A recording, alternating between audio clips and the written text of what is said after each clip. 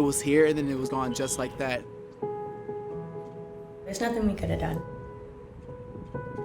You know, I don't really think there's anything in your life that'll prepare you for that moment. There's still something I'm waiting for. To have it all come to a close in such an abrupt way, it's unimaginable.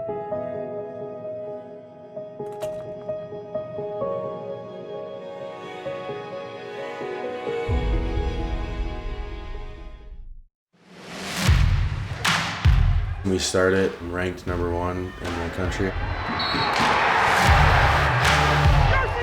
It was our year. We won conference this past year and we won regionals and beat Wartburg, knocking off a 28-year streak. That was pretty awesome.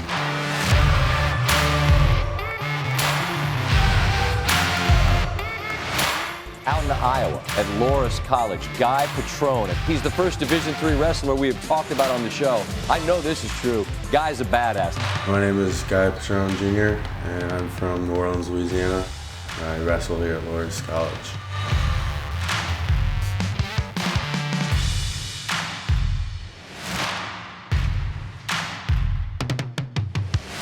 I think we were pretty confident and excited about what good coming back and what we thought we could do. We had 4 on all conference. Marissa, Mac, first team, me and Courtney, second team. We had knocked off 3 ranked teams, first time in history. For our programs making the Sweet 16, we had the best year in Loras College history. Number 21, Carrie. I'm Carrie Fitzpatrick. I'm a senior here at Loras and I play women's basketball.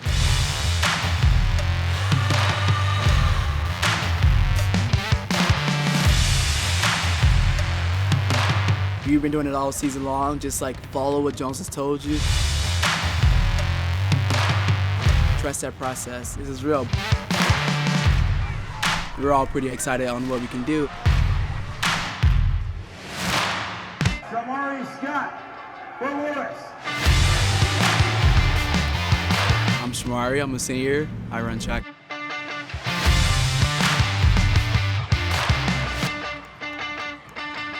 We were doing probably the best we've ever done as a girls' team. We were really kind of honing everything together. The whole season was probably one of the best I've ever had. No one will stop her. Gabby Nolan, unstoppable. I'm Gabby Nolan. I have been running all 4 years at Loras. Have yourself a championship, Gabby Nolan.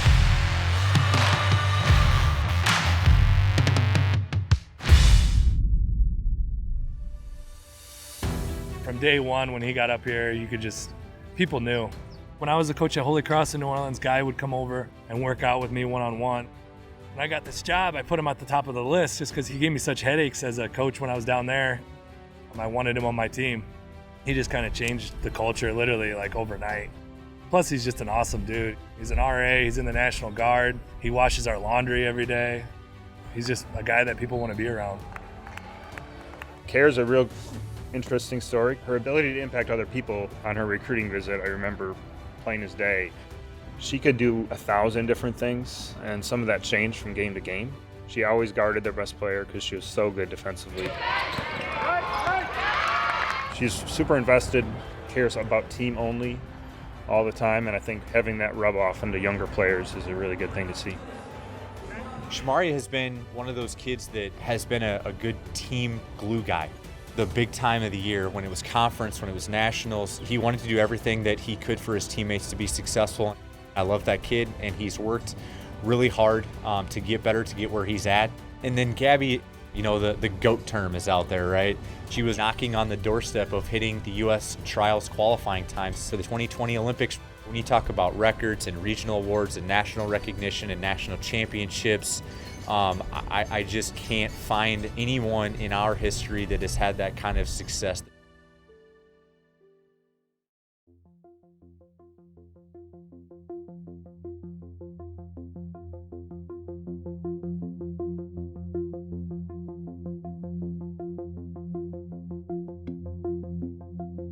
Let's preview a historic weekend coming up for Duhawk Athletics. We have 4 teams competing on the national stage.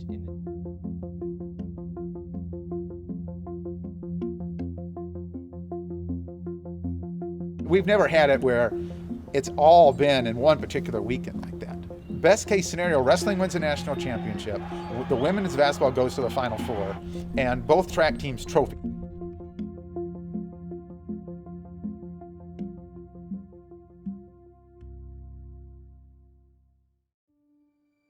I think it all began on a Wednesday when the NCAA announced that the Division I basketball tournament was going to be called off, and I think it sent the world into a spin. TV screens everywhere, and it was just sports are canceled, NCAA has made the decision to cancel the men's and women's basketball tournament was about to begin, is that it will not be happening. And we thought, okay, what is this going to mean for us? Nothing about Division III had come to be. Going into the national championship, some teams are already dropping out. They weren't traveling, their schools put a ban on it. We thought, okay, we'll at least get through the weekend. All day we had been getting emails like, banquets canceled, your parents can't come, your parents can come, and then your parents can't come, then no one can come again.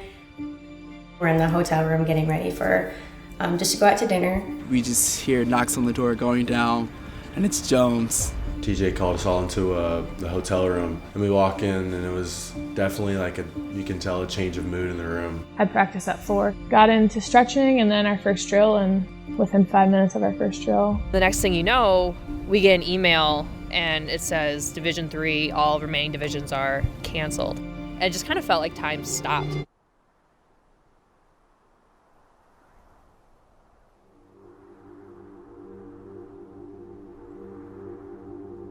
This can't be happening. We all kind of sat there in disbelief for a little while. Everyone just really didn't know how to react in that moment. This is a dream, bad dream. Got to wake up from it. Started tearing up and like crying, and then made like Gabby and Terry tear up. And I look over at them and I'm just like, I put my head down. As I was walking down the hall, I heard student athletes in tears, and that really hurt me. I started to tear up, actually. Our dreams just got shattered.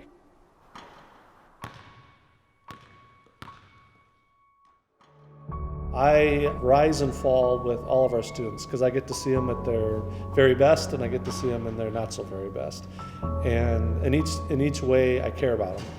And so it's hard. I take it home with me. That night, that when I went home and actually had a moment to think about it, I cried.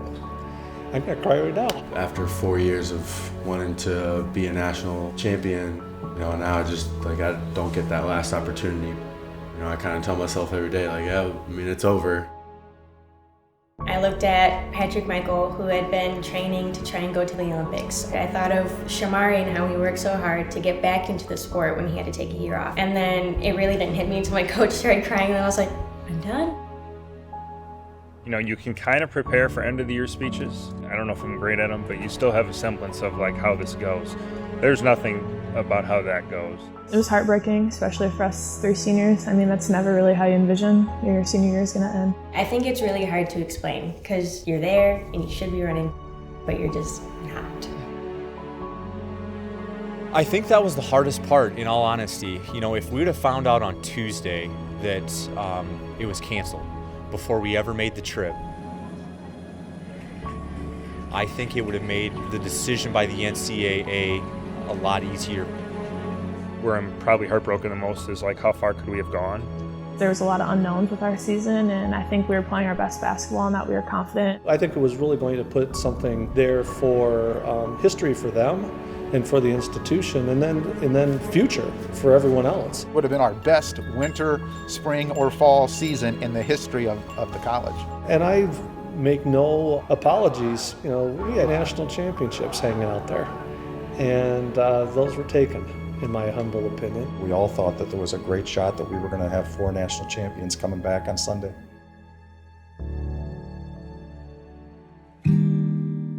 As a team, we decided it'd be best if we still went out, got dressed up, and made light of the situation.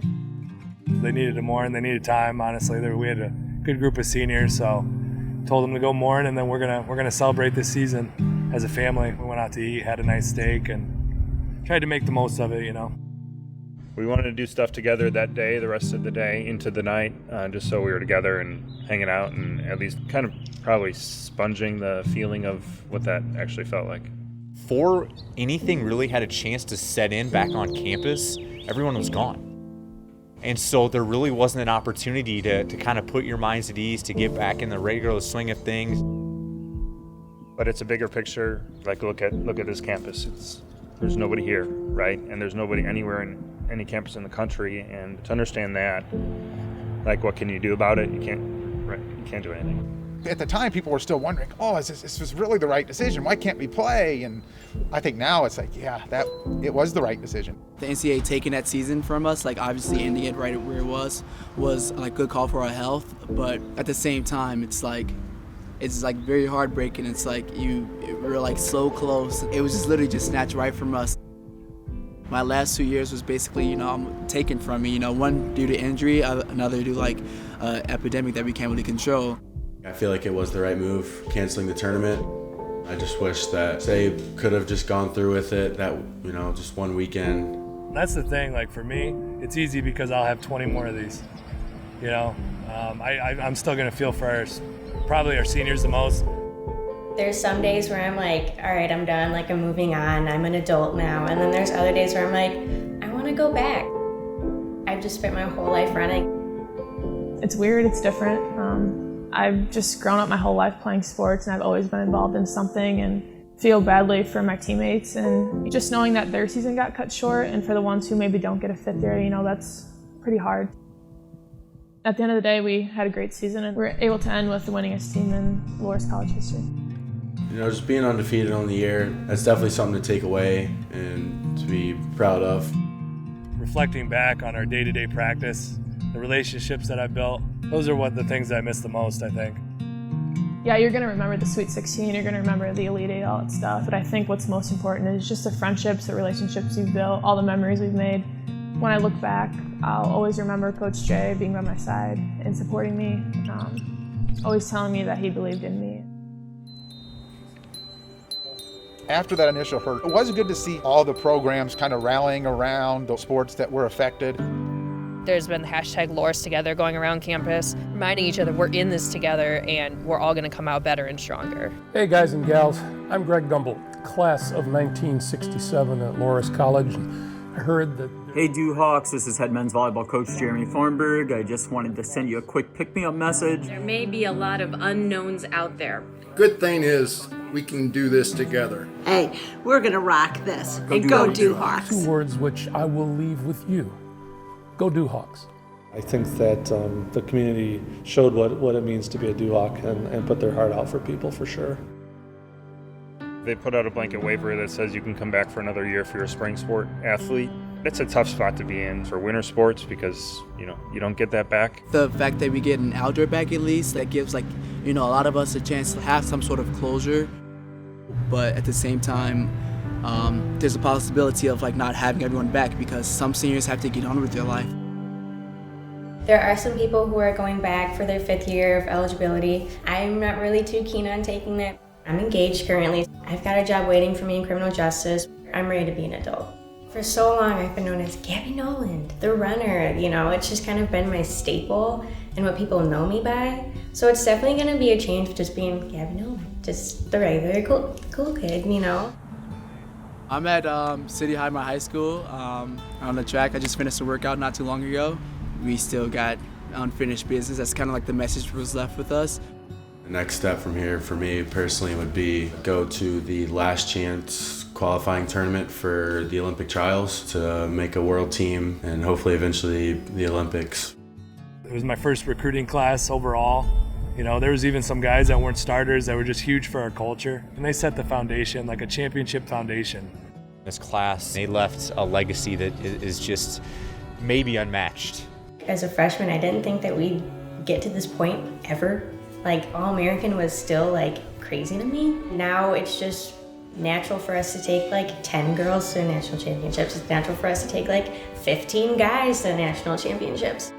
People know Loras and they look for them. We've accomplished so much as a campus and as student athletes that this doesn't really take any of that away. Yes, the physical game was taken away and that opportunity, but we still look back and there's so much to celebrate. The biggest takeaway I'll take away from this is to never give up. To see everything come full circle has been awesome, and I always think back to that time where I didn't touch a basketball for 4 months and I was going to give it up. Sometimes it's going to be way out of your control, and it's just based off how you respond to it. When you're living in the moment, you feel like you have forever. But you just have to like cherish it as long as you have it. My biggest takeaway is to always appreciate what you have and to always value it, cherish it, and find the positives in what you've already done. One thing I've learned in college, whether or not you play a sport, you kind of got to enjoy your life and not put too much pressure, too much stress on yourself about, the little things. We've got incredible athletics, incredible people, and COVID-19 is not going to stop us. As it relates to the seniors, I think it's important to know that they're loved.